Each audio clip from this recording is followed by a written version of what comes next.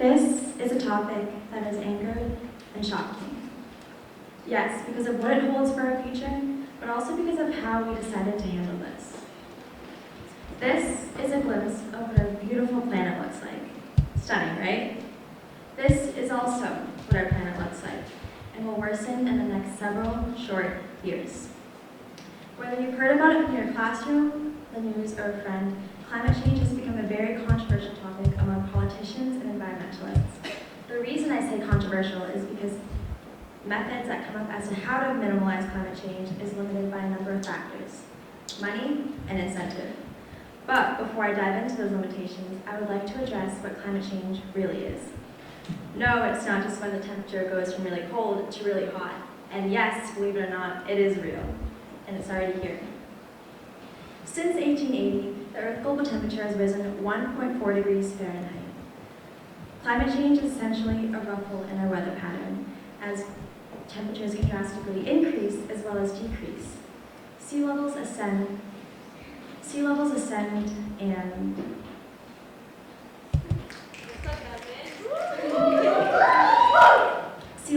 and storms will progressively get stronger over time.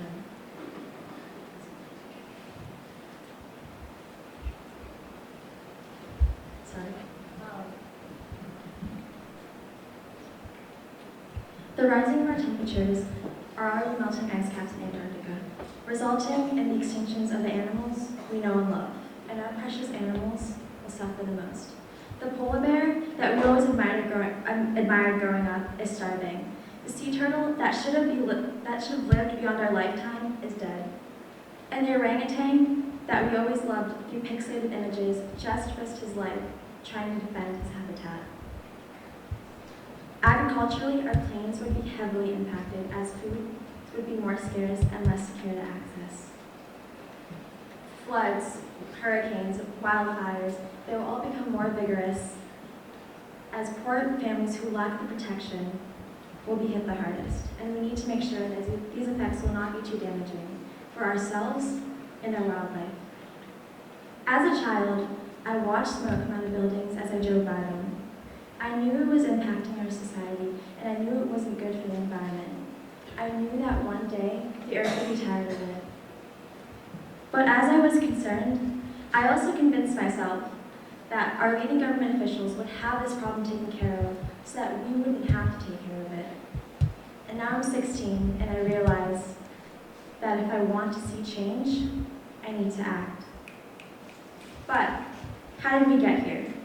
The Industrial Revolution boomed during the 18th and 19th century. Ultimately, it made our country more sufficient. But at what cost? The advancement of companies led to the increasing of our global temperature. Any more than our current will lead to substandard changes to our environment. The need for resources coming from our trees have accelerated, and every year, billions of trees are being cut down. The leading companies use the burning of fossil fuels in order to meet a certain criteria of sufficiency, which is what will get us the most money. These fuels created greenhouse gases that are trapped in our environment, ultimately making all of our problems nonetheless worse. Climate change is also rapidly approaching because of our day-to-day lives. Transportation, household electricity, the production of trash, believe it or not, we are the problem, but not entirely. But if we, the human species, were the ones who accelerated the problem, then we can be the ones to solve it, right? In a sense, yes. If leading companies just reduce their emissions, that will lead to the prevention of rising temperatures. But I wish it was that simple.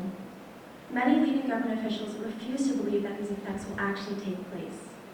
There are those who fund climate denial, and there are those who refuse to believe. There are those who fund climate denial and those who continue digging up coal, only caring about making more money. And there are those who just don't want to change the way we run our companies, but the thing is, we need to. We need to realize the severity of climate change, and we need to act on it. It's one thing to recognize the effects, but change won't happen unless you get angry.